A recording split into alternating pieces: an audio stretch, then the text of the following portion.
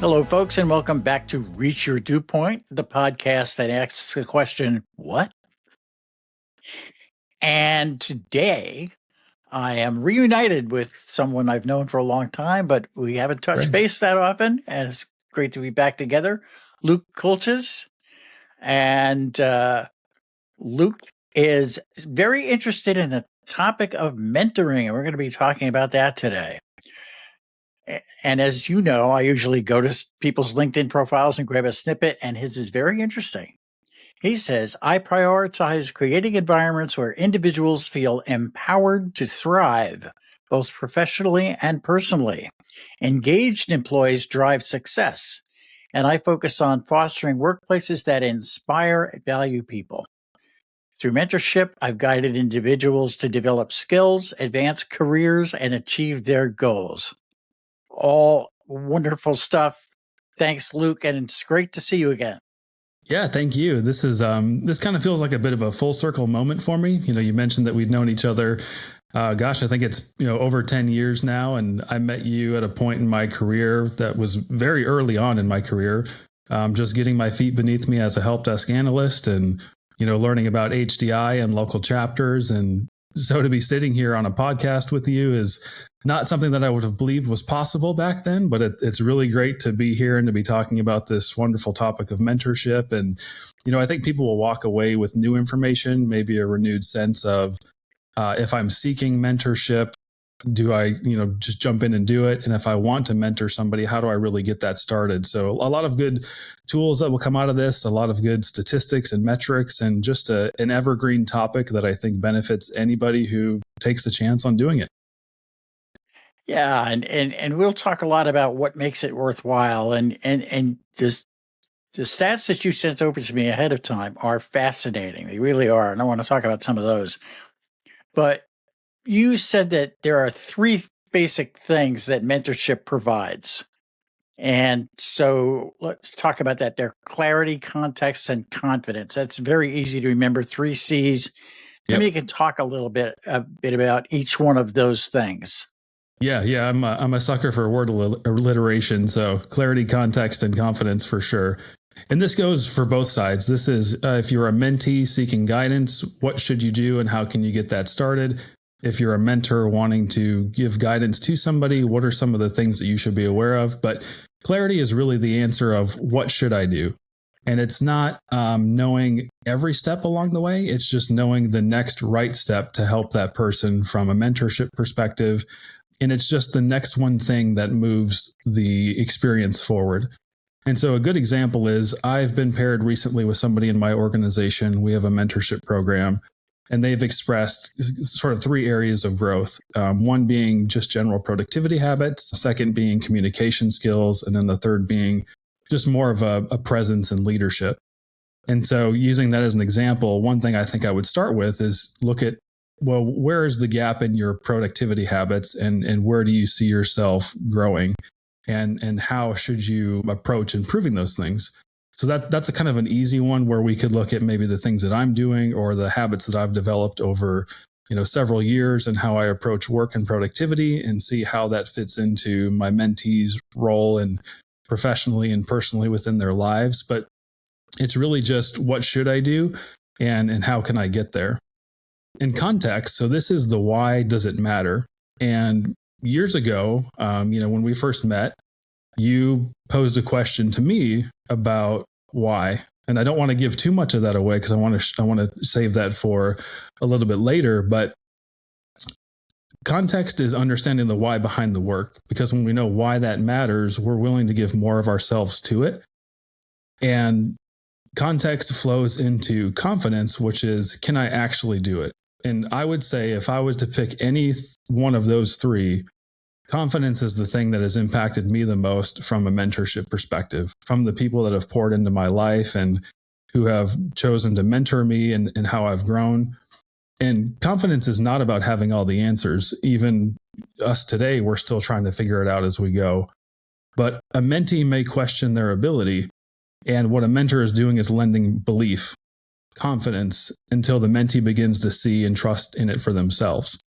And So I would put it like this. When you take all of those together, clarity, context, and confidence, a great mentor is somebody who's helping you reach what feels impossible to you because they can see your potential from a vantage point that you don't yet have developed for yourself. And what's really happening there is mentors are compressing years of trial and error into insight that you can use today.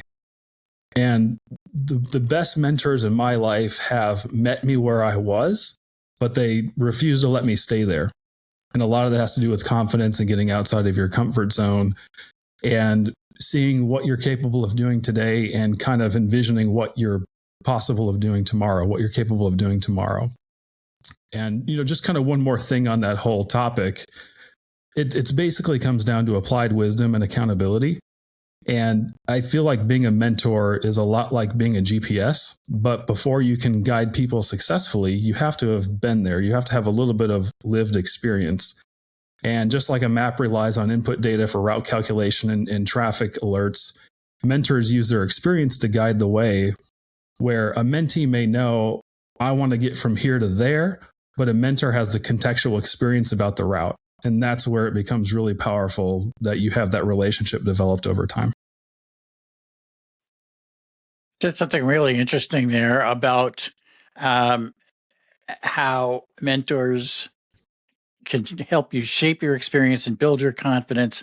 And I was thinking of the relationship between coaching and mentoring. Coaching is more segmented and small stuff. Mentoring kind of overarching, and but helping you see the goal in the distance and helping you figure out your way to get there. I like that whole idea of the GPS.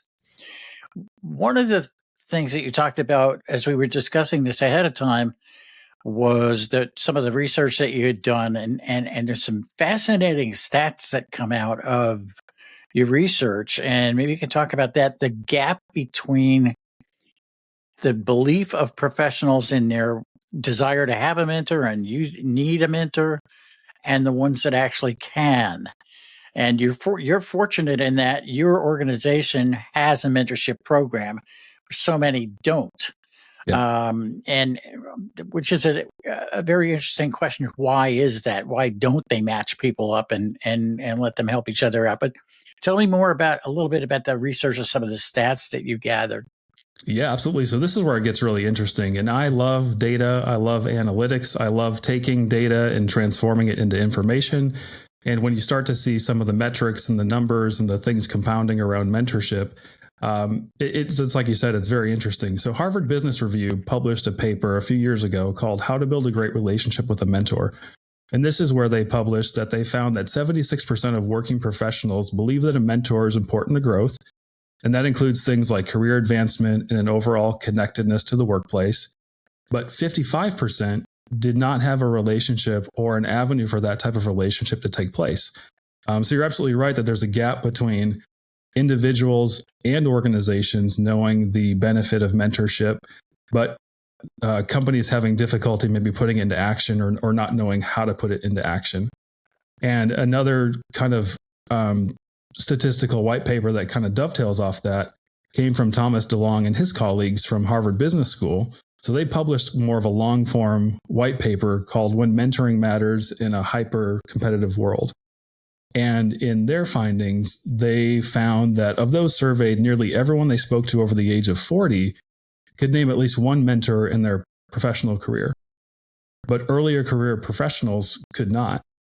And so I think it's underscoring the importance of, again, that connectedness, supporting the next generation of the workforce, because there is so much that is clamoring for our time. Social media, scrolling, our phones have got our attention so tied up that I think it is becoming harder for younger people to seek out natural relationships that would allow for something like mentorship to take place. So in that study that Thomas DeLong did, he's basically deducting that 4 in 10 people have a mentor, less than 4 in 10 people. And so even though, again, most believe in it, mentorship is still far from what I would consider to be the norm. And early in my career, I used to think that in order to secure a mentor or go through a mentorship experience, you kind of had to have a very formalized, agreement that is kind of signed forever in perpetuity between you and the mentor, and you secure their time, and they agree to do this for a predetermined amount of time. But Forbes actually posted something that they found that only 14% of relationships started by asking somebody to be their mentor. 61% of those relationships developed naturally. So I think that having a corporate program can go a long way to that natural development of a mentorship experience and a relationship over time. And the last thing I'll share around metrics and statistics, if you are a person who has influence in your organization and you have the ability to decide whether or not you do or don't do mentorship in your organization, I think retention rates would speak to you. So Gartner published some information around retention rates and longevity within an organization. And what they found were retention rates were highest with mentees, around 72%. It's about 69% with mentors, and it drops off to 49% for non-participants. So another way to say that is without mentorship, you're keeping about 50% of your workforce, and with it, you're keeping nearly 70%. So it's not only about connectedness and getting people together who might not cross paths otherwise, because roles and responsibilities might not allow for that or dictate that to happen. But there's so much to be said for retention. And I think about being new to an organization and trying to find my way and trying to get my feet beneath me. Not having that sense of connectedness might cause me to try to seek that somewhere else.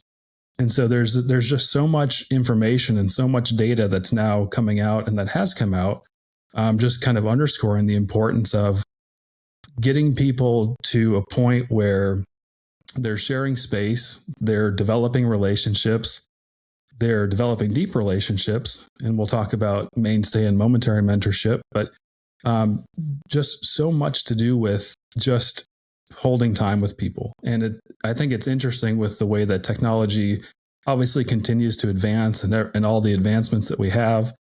Relationships are still key, and I think they'll always be key. And the data is just supporting the fact that without relationships, we really don't have a whole lot that's going to take us very far. It's fascinating. The retention rates are fascinating stuff. And you did mention the fact that sometimes mentors just basically accidentally show up, which has been my experience. Was never part of a formal mentorship program on the mentee side, although I do have a formal mentorship program now as the mentor. But we constantly learn from that. One of the things I've discovered through all the teaching that I've done is that you learn more than you teach when you teach.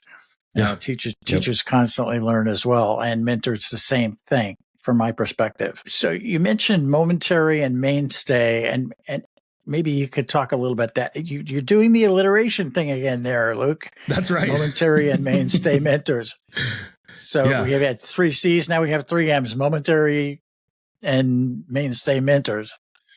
Yeah, and absolutely. And so that is my attempt to articulate and give color and shape to the way that guidance and instruction has found its way into my life.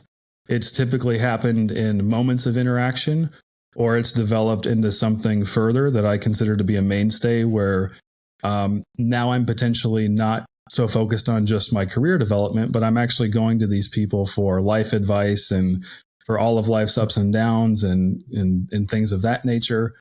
And what's important to know is that neither is more important than the other, and we're not comparing value against each other. We're just talking about the duration of the relationship and the depth of the relationship. And most importantly, momentary mentors can absolutely become mainstay mentors. It just has everything to do with how deep that relationship goes and how much time you spend with that person. Believe it or not, you are a momentary mentor of mine. And, I mentioned that experience early on with HDI. And the whole point that I want to make about momentary mentorship is, you had come to speak to our local chapter, and we were having dinner that evening, and I don't recall really the context of that conversation, but I remember the moment that you turned to me and you said, "Do you know why you do what you do?" And being 22, 23 in my first help desk role, nobody had really ever asked me that before. I had never really considered to ask that of myself. Why am I doing this? Why did I pick this career path? And that stuck with me. So over a decade later, I still try to answer that question at every turn in my career and every iteration of new roles and responsibilities that I have. And you were guiding me towards start with why, the TED talk that Simon Sinek did about the golden circle. And then I read the book. But what I think about is, had I discovered that on my own, had I found the TED talk and had I got the book, I would have still walked away with certainly useful information, but would it have stayed with me a decade or more later? And I think so much about momentary mentorship is who said it, when they said it, at what point in our career did that information come to us. But mentorship is very personal. And even though I would have gotten the same concept from that video and that book, the fact that it came from you has been significant. And it's been a mainstay in my life and something that I refer back to very frequently. And so I don't know if you knew that you had that impact in that moment, but thank you for doing that. I had no idea. But this is also a thing that I've discovered over time is that whatever stage of my life I was at, as you might remember, I was a musician for about 20 years. And every once in a while, I'll get a message from somebody who heard me play 30 years ago and say, I really enjoyed the way you did this song, or is there a recording available for this? And I remember that you played this, or that's how I met my wife, was at this show that you did, whatever it happened to be. And a lot of times it's just really knocks you back that you have had an impact on somebody. And I had that same reaction when you told me that, you reminded me of the fact that I'd asked you why. And in my life, it's been people like Pete McGarrahan, people like Malcolm Fry. I miss Malcolm terribly, and he was a great mentor of mine.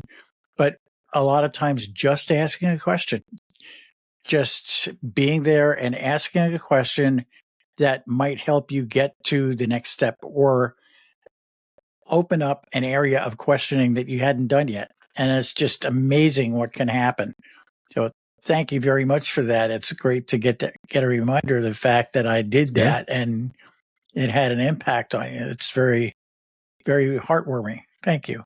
Yes, absolutely. Yeah. And words are important and they carry weight. And let me go a little bit deeper on that momentary idea, and then I'll talk about mainstay mentorship as well. But momentary mentorship is it's brief, but it's catalytic, just like what we were discussing, that whole experience unfolding. And like you said, it could be a single conversation or a piece of advice or even a passing comment that reframes how we see something. And what I've found is these momentary interactions tend to find their ways at inflection points in our career. And maybe that's why they have so much significance and so much staying power. But, it's usually when we're uncertain or potentially stuck, or we're making a decision about something, or I think you and I were talking amidst the Help Desk Analyst of the Year competition. And so you putting that in my life at that point in time was like, I've got to use that to explain, why I do what I do and why, I should advance on through every iteration of that competition, from the local to the regional and to the national. And here's what's really interesting about momentary mentorship is it can feel disproportionate from the time invested. And that's a good thing. That's a good thing, absolutely, for the mentee, because it's a moment in time. You and I are now talking about minutes against years of us knowing each other. And that's what I mean by disproportionate to the time invested. A very, very narrow amount of time, but something that has lasted with me for over a decade. So just to wrap this thought up, momentary mentors will challenge our thinking. They'll introduce new perspectives like you did for me. They will help us see something in ourselves that we didn't see before. And they often compress, years of experience into a very short window, leading to that disproportionate impact against time invested. So that's the momentary experience. And now, mainstay experience is where this is built over time. It's very relational. It's very iterative. It's very layered because we are humans and we're all experiencing life together. And this kind of mentor sees your patterns. They can track your growth and they can help you evolve across seasons of your career. And then in my case, it turns into life seasons, like getting married and having kids and seeking wisdom and guidance from people in that respect who have obviously been there before me. And mainstay mentors don't just influence your decisions, but they shape your identity, your confidence, and your trajectory. And these relationships go very deep. They start to develop trust, compassionate candor, transparency. And just like I said before, it evolves in a lot of situations past the professional and into the personal. And so kind of my experience with that, you and I have talked about my first manager, Laura, before. When I think back on the conversations that her and I had so early in my career, I realize how much of those conversations were just about being human centered and not really about technical abilities or, career trajectories. It was just all about, getting outside of my comfort zone and accomplishing what's possible, and kind of this idea of being in this together. And, she's going to support me in any way that she can. And I'll never forget the moment that she called me into her office and she had drawn a circle on her whiteboard, and we were kind of putting things in there that were attainable, from a career trajectory perspective, things that I wanted to accomplish. And I can't even remember what we put in there, but I remember that she pointed to outside of the circle and she said, I want you to work on getting here, because the circle is your comfort zone. And we've talked about everything that you can achieve that is in your sphere of comfort, but really work on thinking about what's outside that sphere, what's outside that circle. And I heard somebody put it this way, that on the other side of fear is all of life's opportunities. And I wonder how much we hold ourselves back because we are fearful or anxious, or, we don't want to make a mistake. I'll tell you that being on a podcast is probably something that I never saw myself doing. If you would have said, hey, we're going to do this podcast, I would have said, great, who's your guest going to be? But confidence has gone a long way to getting me outside of my comfort zone and being willing to share, passions that I have, like mentorship and insights on information that I found. But the mainstay person is the person you consistently seek for guidance regarding career growth, life transitions, life's up and downs that can be very unexpected. And these are the people that you'll run decisions by, just because you know that there's a level of trust there. There's a level of developed relationship. And typically we're talking about something that's now spanning many months or many years. And because of that, you have the confidence that what you receive back from that person isn't just the things that you want to hear, but the things that you need to hear to help you get to the next phase or iteration of your career or your life. So, those are kind of the two ways that mentorship has found its way into my life, and the momentary experiences and the mainstay experiences. Again, one is not more significant than the other. It is just all about the depth of the relationship and how that has unfolded over time. A couple of things spring to mind that I think are worth tying in here. One of them is that I recently had as a guest on the podcast somebody I've known for a very long time named Rebel Brown. And Rebel has studied neuroscience, and she applies the findings of neuroscience to our behavior. And one of the things that she talks about a lot is how we make our own limitations. And so you talked about getting out of the comfort zone, right? And having the confidence to get beyond the comfort zone. And a lot of times things like imposter syndrome will get you. No, I'm not good enough to do this. I'm not going to speak at that conference because I'm not good enough to do that, or I don't have the experience or the knowledge or whatever it happens to be. We talk ourselves out of doing things all the time. So in some sense, I guess if we can learn more about ourselves, perhaps with the help of a mentor, a real mentor, we can have that inner voice become more of a mentor to us and say and give us the confidence to go on. So that's one thought I had.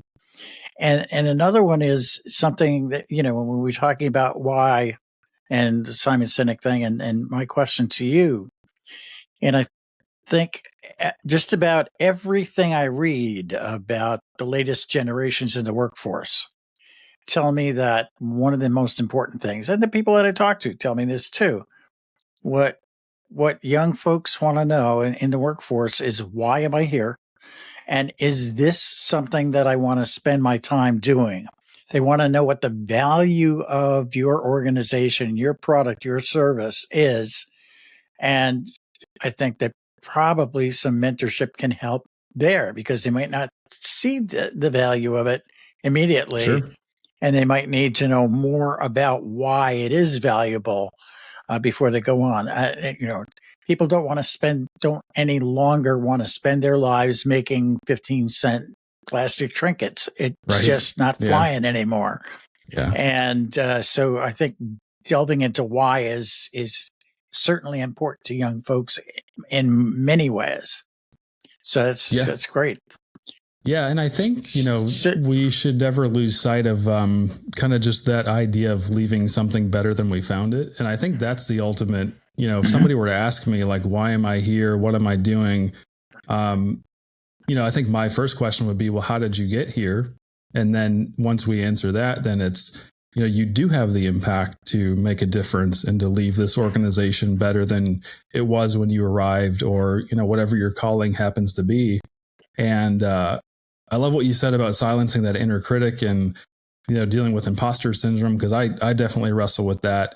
And, it has been a mentor who has helped me overcome a lot of that, because I probably, like most people, I don't particularly like the sound of my own voice, but what my mentor Donnie continually tells me is that, the way that you hear your voice played back to you is the way that people in your life have been hearing your voice all along. And yet you have friends and you have relationships and you have your organization and the employees that you work with. And nobody would ever say anything about how your voice sounds, but it's having people like that to continually sharpen you and, silence those inner critics and help you see yourself in the way that the world has always seen you. And I think that can be really hard for people. And hearing your voice played back to you is like the audible version of that. But mentorship is huge. And when you get people in your life that can help you see through those things, it becomes really powerful. Back in the music days, I also had a mentor. His name is David Blake. David is blind and probably the best studio engineer I've ever seen. He was absolutely unbelievable how he functioned in this incredibly complex environment, knew every setting on every single piece of equipment in that studio. It was all in his head. Obviously, he couldn't write things down, but he had an assistant to go change the settings, but he'd say, give me 263 on that. Yep. And I would be constantly stunned. But I remember David early on, as I was working on my first album, saying in his inimitable Jersey accent, he said, just listen, pal. When you listen back, you're going to hear nothing but the mistakes. That's all you're going to hear. And that's very true. And you learn over time not to listen to those mistakes, to listen to the ones that matter and to be able to pick out the ones that matter and go back and re-record it if you have to. But don't dwell on those mistakes. Don't let the sound of your own voice knock down your potential. So it's amazing how these themes work through every aspect of your life. So it's great. Yeah, absolutely. Well, I have that with woodworking. I see all the imperfections, and my wife is like, the person that you're giving that table to is not going to see that little scratch or whatever that imperfection is that you see. They're going to see this complete thing that you spent time to assemble and shape and sand and finish, and they see the whole thing, not just that one little minor mistake or, blemish or whatever it might be.